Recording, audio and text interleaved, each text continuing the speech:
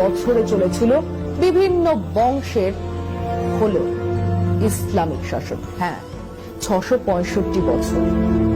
গত ৬ বছর বিজেপির শাসনে সব থেকে বেশি যে কথা তারা বোঝাবার চেষ্টা করেছে তা হলো হিন্দু খতরে মে হ্যায়। অথচ এই হিন্দুরা অনায়াসে পার করেছে ৬৬৫ বছরের ইসলামিক শাসন। ৬৬৫ বছরে কেউ যদি চাইতো তাহলে কি এই ভূখণ্ডে একজনও হিন্দু অবশিষ্ট থাকতো? আমি সুচন্দ্রিমা, নমস্কার। মাঝে মধ্যে ইতিহাস চর্চা করা ভালো। কিছু মানুষ আছেন যারা ইতিহাসের নামে তাদের ইচ্ছে মতো যা খুশি তাই বোঝাতে থাকেন, সেটা বিপজ্জনক। তাই আজ একটু ইতিহাস ঘাটা যাক। মাঝে মধ্যে দেখবেন আরএসএস, বিজেপির লোকজন বলেন ইসলাম কি হিংস্র, তাদের রাজারা সম্রাটরা কি হিংস্র, কি অত্যাচারী না চালিয়েছে, হিন্দু দেখেছে আর মাথা কেটেছে। এবং এসব বলতে গিয়ে সবচেয়ে আগে যার নাম আসে সে হলো চেঙ্গিস খান।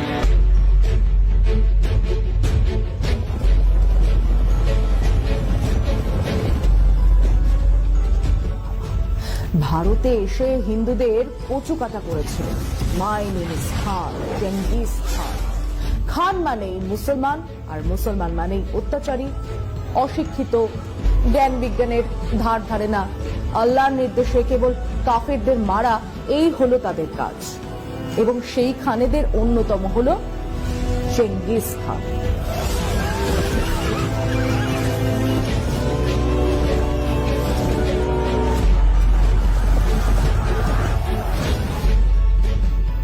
আইটি সেল থেকে তথ্য পৌঁছে দেওয়া হয়, তারপর সত্যিকারের অশিক্ষিত ভক্তের দল বা ধান্দাবাজি করার জন্য জুটে যাওয়া পাবলিক এই তথ্য গোল গোল চোখ করে এমন বর্ণনা করবে যে মনে হবে রিব্বাস সে নিজেই হাজির ছিল, চেঙ্গিস খানের সঙ্গে সেলফিও তুলেছিল। এবার তথ্যটা দেখা যাক। চেঙ্গিস খান মুসলমান ছিলেন, তিনি ছিলেন টেংরিস্ট। এশীয় ইউরোপীয় স্টেপি অঞ্চলে আকাশ দেবতা টেংরির পুজো করতেন। কেবল তাই নয়, তিনি হালাল মাংসের ওপর নিষেধাজ্ঞা জারি করেছিলেন। তার বংশধর কুবলাই খান বৌদ্ধ ধর্ম গ্রহণ করেন এবং তিনি সুন্নত এবং হালাল দুইয়ের ওপরে নিষেধাজ্ঞা জারি করেন। চেঙ্গিস খান ভারতবর্ষের ধারে কাছেও আসেননি, আফগানিস্তানে এসেছিলেন তার ছেলে। অতএব চেঙ্গিস খান দিল্লিতে লাশের পাহাড় বানিয়েছিল এ তথ্য ভুল। হ্যাঁ, তিনি কিছু জায়গায় লাশের পাহাড় বানিয়েছিলেন, তা ছিল মুসলমানদের। মধ্য এশিয়ার শাহ বংশের সম্রাট শাহ আলাউদ্দিন মোহাম্মদকে আক্রমণ করেছিলেন এবং তার সাম্রাজ্যের মুসলমান প্রজা আর সামরিক বাহিনীদের কচুকাটা করেছিলেন, এবং তারা ছিলেন মুসলমান। শোনা যায় সেই সময় 3 দিনে তিনি 1.5 লক্ষ মুসলমান হত্যা করেছিলেন।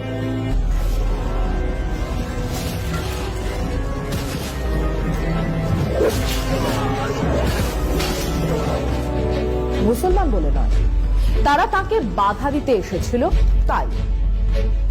এই হলো চেঙ্গিস খান প্রসঙ্গ। এবার আসা যাক তৈমুর লং প্রসঙ্গে।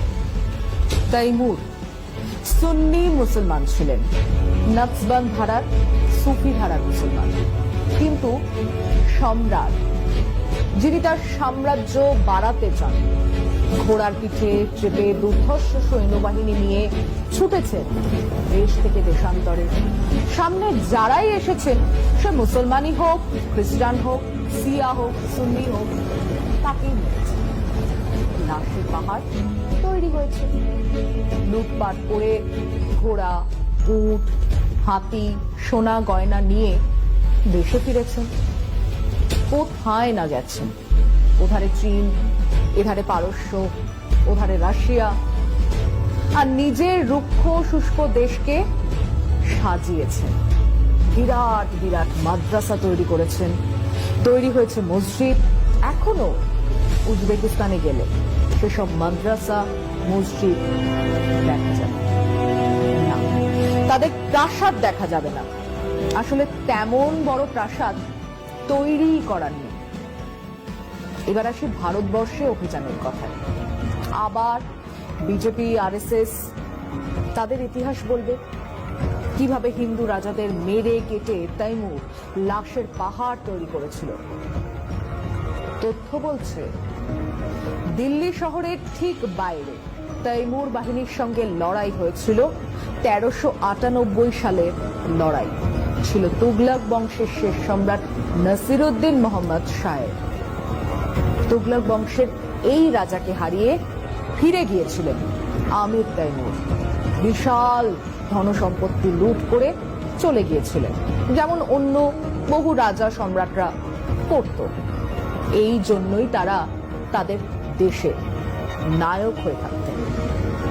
উজবেকিস্তানে আমির তৈমুর আমাদের দেশের গান্ধীজির মতো। টাকা থেকে সংসদ সর্বত্র আমির তৈমুর। তো তিনি ভারতে এসে লড়লেন, কিন্তু মুসলমান রাজা নবাব সম্রাটদের সঙ্গে। বিজেপির হোয়াটসঅ্যাপ ইউনিভার্সিটিতে বলা হয় তিনি কাফের মারতে বেরিয়েছিলেন। আসলে মধ্যযুগের ইতিহাসের যে কোনো সম্রাট নবাবের মতো তিনিও ছিলেন সাম্রাজ্য লোভী, নিষ্ঠুর। মারাঠাদের দিকেই তাকিয়ে দেখুন না। ছেলে ঘুমলো, পাড়া জুড়লো, বর্গী এলো দেশে। এই বর্গী কারা? এরা তো হিন্দু। ভবানী পাঠক কে ছিলেন? কাকে পুজো করতেন? এই বর্গীরা লুটপাট করত।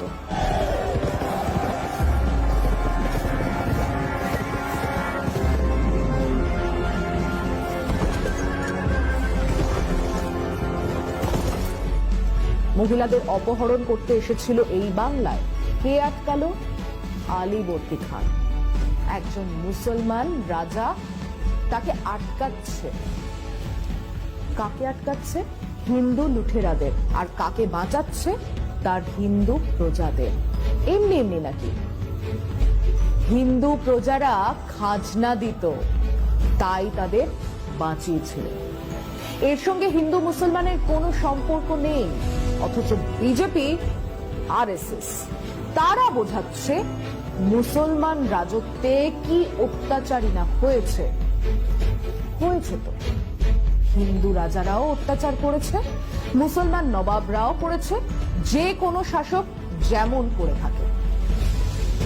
আবার তাদের মধ্যে ভালো শাসকও ছিলেন। সম্রাট অশোকের দ্বিতীয় অধ্যায় ছিল ধর্মের শাসক। আকবর শুরু থেকেই ছিলেন কল্যাণকারী রাজা। শেরশাহ সূরি, যার আসল নাম ছিল ফরিদ খান, ছিলেন একজন প্রজাবৎসল সম্রাট। তৈরি করেছিলেন গ্র্যান্ড ট্রাঙ্ক রোড, ডাক ব্যবস্থার প্রচলন করেছিলেন। মারা গেলেন কালিঞ্জরের যুদ্ধে। কাদের বিরুদ্ধে? মহোবার রাজপুতদের বিরুদ্ধে লড়তে গিয়ে। মহোবার রাজপুত মানে হিন্দু। আকবর লড়াই করছেন হলদিঘাটিতে মহারানা প্রতাপের বিরুদ্ধে। তার সেনাপতি কে ছিলেন? আম্বারের রাজা মান সিং। অন্যদিকে মহারানা প্রতাপের সেনাপতি দুর্ধর্ষ বীর হাকিম খান। তাহলে কি দাঁড়ালো? ইতিহাসের রাজা, সম্রাট, নবাব, সুলতানদের লড়াই হিন্দু মুসলমান দেখে হয়নি। তাদের যুদ্ধ হয়েছে পররাজ্য গ্রাস করার জন্য, সম্পদ আহরণ করার জন্য। আর কোনো কারণ ছিল না। সেই সময়ের মন্দির ছিল ধনরত্নে ভরা, যেমনটা এখনকার তিরুপতি ইত্যাদির মতো। মুসলমান নবাব সম্রাটরা সেগুলো লুটপাট করেছিল ওই সম্পদের জন্য। সোমনাথের মন্দির ও সেই জন্যই লুট করেছিল নাদের শাহ। খবর ছিল মন্দিরের গর্ভগৃহে তাল তাল সোনা আছে। শ্রীরঙ্গপত্তনমের কাছে মন্দির লুট করেছিল মারাঠারা। বাংলার বেশ কিছু এমন মন্দির লুট করেছিল মারাঠারা। আসলে চেয়েছিল সম্পদ আহরণ। কিন্তু যে ঘটনাগুলোকে আজ এত দিন পরে তুলে ধরছে আরএসএস বিজেপি, তা দিয়ে তারা বোঝানোর চেষ্টা করছে কেবল মুসলমান রাজারা হিন্দুদের ওপর অত্যাচার করত। আচ্ছা, আসুন তাহলে আরেকটা তথ্য দেওয়া যাক। 1192 পৃথ্বীরাজ চৌহানকে যুদ্ধে হারিয়ে মোহাম্মদ ঘোরি দিল্লি দখল করলেন। এরপর 1857 সিপাহী বিদ্রোহের পর ব্রিটিশরা আসে। 665 বছর ধরে চলেছিল বিভিন্ন বংশের হলেও ইসলামিক শাসন। হ্যাঁ, 665 বছর। মানে সম্রাট বা নবাব বা সুলতানের ধর্ম ছিল মুসলমান, এবং এই যে বিজেপি রোজ বলে যায় মুসলমানরা আর 50 বছরে সংখ্যাগরিষ্ঠ হয়ে উঠবে, যদিও এখনো তারা ওই 15%ই দাঁড়িয়ে। গত 6 বছর বিজেপির শাসনে সব থেকে বেশি যে কথা তারা বোঝাবার চেষ্টা করেছে তা হলো হিন্দু খতরে মে হ্যায়। অথচ এই হিন্দুরা অনায়াসে পার করেছে 665 বছরের ইসলামিক শাসন। ভারতবর্ষের এই বিশাল এলাকাতে কটা মন্দির ভাঙার ইতিহাস পাওয়া যায়? 665 বছরে কেউ যদি চাইতো তাহলে কি এই ভূখণ্ডে একজনও হিন্দু অবশিষ্ট থাকতো? কোথাও কেউ কোনো ধার্মিক অত্যাচার করেনি, কোনো মন্দির ভাঙেনি। আলবাত অত্যাচার হয়েছে, ধর্মীয় কারণেও অত্যাচার হয়েছে, আলবাত মন্দির ভাঙা হয়েছে, কিন্তু তা ছিল না সারা দেশের, সারা সমাজের কথা। আর সব রাজা, সব সম্রাট, সব নবাব, সব সুলতানরাও একইভাবে ভাঙার কাজ করে গেছেন তাও নয়। ধরুন অরঙ্গজেবের কথা, যে কথা বিজেপি আরএসএস সব থেকে বেশি বলে। আসুন দেখা যাক সত্যিটা কি। অরঙ্গজেব নাকি কাশী বিশ্বনাথের মন্দির ভেঙেছিলেন, ঠিকই বলছে। অরঙ্গজেবের ধর্মীয় অসহিষ্ণুতা ছিল, কিন্তু উনি আবার কামাখ্যা মন্দিরের জন্য জমি দান করেন, উজ্জয়িনীর মহাকাল মন্দিরের জন্য জমি দান করেছিলেন, বৃন্দাবনের কৃষ্ণ মন্দিরের জন্য জমি দান করেছিলেন। তাহলে কি নাড়ালো? উনি মন্দির ভেঙেছেন, আবার মন্দিরের জন্য দানও করেছেন। উনি ধর্মভীরু মুসলমান ছিলেন, মসজিদের জন্য প্রচুর দান ধ্যান করতেন, স্বাভাবিক। কিন্তু গোলকুন্ডার রাজা তানা শাহ তাকে খাজনা দিচ্ছিলেন না। ওদিকে প্রচুর ধনরত্ন এক মসজিদের ভেতরে জমা করেছিলেন। অরঙ্গজেব সেই মসজিদ ভেঙে ওই ধনরত্ন লুট করেন। অন্তত একটা মসজিদ ভাঙার কথা তো ইতিহাসেই আছে। আসলে আমরা নবাব, সম্রাট, সুলতানদের নৈতিক ধার্মিক দৃষ্টিকোণ থেকে দেখার চেষ্টা করছি। নবাব, সম্রাট, সুলতানরা অর্থ, প্রতিপত্তি, ক্ষমতার জন্য শাসন করতেন, ধর্ম, ন্যায়, নিষ্ঠার জন্য নয়। আসলে এটা এক ধরনের ইতিহাসের বিকৃতি, ইতিহাসকে সাম্প্রদায়িক দৃষ্টি দিয়ে দেখানোর চেষ্টা, যা শুরু হয়েছিল 1857 সিপাহী বিদ্রোহের সময় থেকে। বাহাদুর শাহ জাফরকে সামনে রেখে কারা লড়ছিলেন? লক্ষ্মীবাই, তাঁতিয়া টোপি, মঙ্গল পান্ডে, কুঁয়ার সিং, হিন্দু মুসলমান মিলে লড়ছিলেন ব্রিটিশদের বিরুদ্ধে। ব্রিটিশরা তখন থেকেই ডিভাইড অ্যান্ড রুল এই পলিসি নিতে শুরু করে।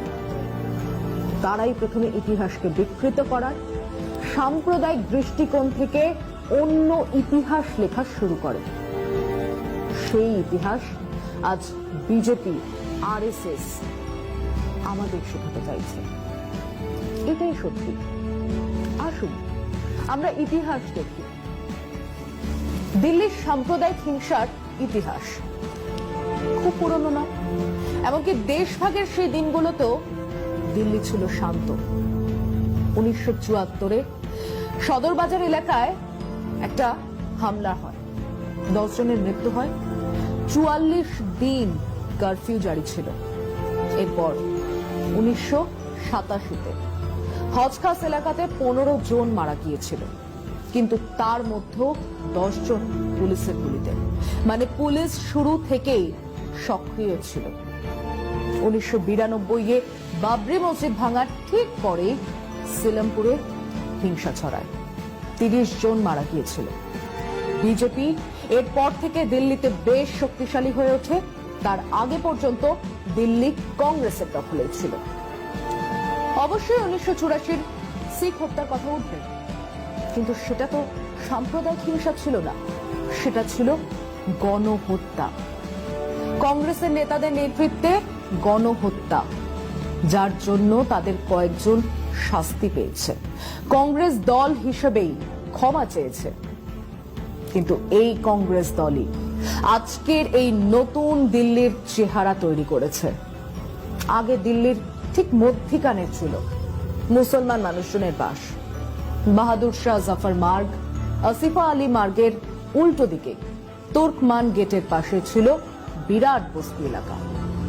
দেশভাগের সময় পয়সাওয়ালা মুসলমানরা চলে গিয়েছিল পাকিস্তানে, পড়েছিলেন গরিব সেই সব মুসলমান মানুষরা, তারাই থাকতেন ওই বস্তিতে। সঞ্জয় গান্ধী আর তার সাকরেত বলা যায় জগমোহনকে নিয়ে ওই তুর্কমান গেটের পাশের বস্তি ভাঙেন, বুলডোজার দিয়ে ভাঙেন। উৎখাত হন লক্ষ লক্ষ মুসলমান গরিব মানুষ। সঞ্জয় গান্ধী তখন দিল্লির সাজাচ্ছিলেন। ওই উৎখাত হওয়া মানুষেরা চলে গেলেন দিল্লির উত্তর পূর্বে। সেখানে তৈরি হলো ঝুগ্গি ঝুপড়ি। মজার কথা হলো, বেআইনি ভাবে ওইসব ঝুগ্গি ঝুপড়ি তৈরি করতে সাহায্য করেছিলেন কিন্তু ওই কংগ্রেস নেতারাই। তাই এখনো ওই সব কলোনিগুলোর নাম হলো ইন্দিরানগর, জওহরলাল নগর, সঞ্জয় নগর। এখনো বাসটায় লেখা থাকে যে যে কলোনি। জানেন সেটা কি? ঝুগ্গি ঝুপড়ি কলোনি। সেসব বেআইনি কলোনিকে আইনি করা হবে বলে প্রতিশ্রুতিও সেই কবেকার। এবারেও নরেন্দ্র মোদী বললেন, কিন্তু রেজিস্ট্রি হলো মাত্র 29 জনের, তাও আইনসম্মত ভাবে নয়।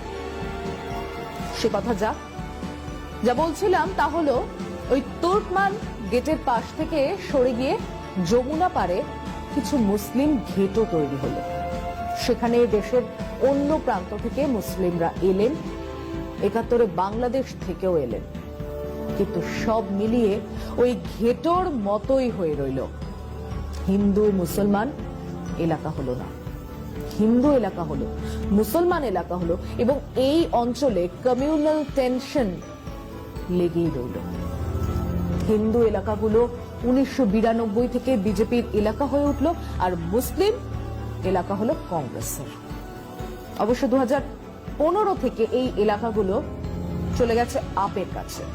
কংগ্রেস ক্রমশ শক্তি হারিয়েছে। এবারে হিংসা বলুন, হামলা বলুন, তাকে এই পটভূমিকায় দেখলে বুঝতে সুবিধে হবে যে কেন দিল্লির উত্তর পূর্বেই হামলা হলো, কেন ওই এলাকাগুলোতে বিজেপি এতটা শক্তিশালী হয়ে উঠেছে। একইভাবে দেশের যেখানে যেখানে মিক্সড পপুলেশন, হিন্দু মুসলমানরা একসঙ্গে থাকে, তার থেকে যেখানে হিন্দুরা এক এলাকায়, মুসলমানরা তার পাশের এলাকায়, সেখানে কেন বিজেপি জিতছে, বিজেপির সমর্থন বাড়ছে। তার উপরে রয়েছে উত্তরপ্রদেশের লাগোয়া এলাকা, যেখান থেকে সহজেই ভাড়া করা গুন্ডাদের পাঠানো যায়। মুসলিম ঘেটোগুলোকে দেখিয়ে বলা খুব সোজা যে ওরা সংখ্যায় বাড়ছে, ওরা সকাল সন্ধে মাইকে আজান দেয়, ওরা 5টা বিয়ে করে, আসলে ওরা পাকিস্তানের চর, ওরা জঙ্গি। এবং এর ফলে হিন্দু এলাকায় এক ধরনের পোলারাইজেশন হবে, যেটা বিজেপি চায়। সেই পোলারাইজেশন থেকেই স্লোগান উঠবে, দেশ কে গদ্দারোं को গোলি মারো। তাই তাদের 303 জন সাংসদের একজনও মুসলমান নয়। উত্তরপ্রদেশে তারা একজন মুসলমানকেও এমএলএ টিকিট দেয়নি, তাদের দরকার নেই। তারা মুসলিমদের ঘেটোয় রাখতে চায়, উল্টো দিকে হিন্দুদের তাদের মুখোমুখি দাঁড় করিয়ে মেরুকরণ চায়। এটাই তাদের ঘোষিত রাজনীতি। তাই তারা দিল্লি থেকে কলকাতা স্লোগান দিতে পারে, দেশকে গদ্দারো কো গোলি মারো সালো কো। গদ্দার কারা? উত্তর পরিষ্কার। কেন? ওই তো পোশাক দেখেই চেনা যাচ্ছে। এবং যারা তাদের হয়ে কথা বলছেন তারা দেশদ্রোহী, তারাই গদ্দার। যেখানে হিন্দু মুসলমান একসঙ্গে থাকবে সেখানে মেরুকরণ করা কঠিন।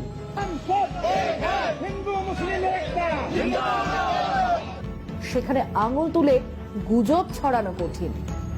ওরা রোজ গরুর মাংস খায় বললেই কেউ বলবে, ধুস, চাচার তো ইউরিক অ্যাসিড, মাছ মাংস কিছুই তো খায় না। গুজব ছড়ানো হলো ওরা রোজ কাফেরদের মারবে বলে নামাজ পড়ে, তখন কেউ বলবে, ধ্যাৎ, তাই হয় নাকি, এই তো সেদিন বুলু পিসিকে রক্ত দিল ওসমান ভাই।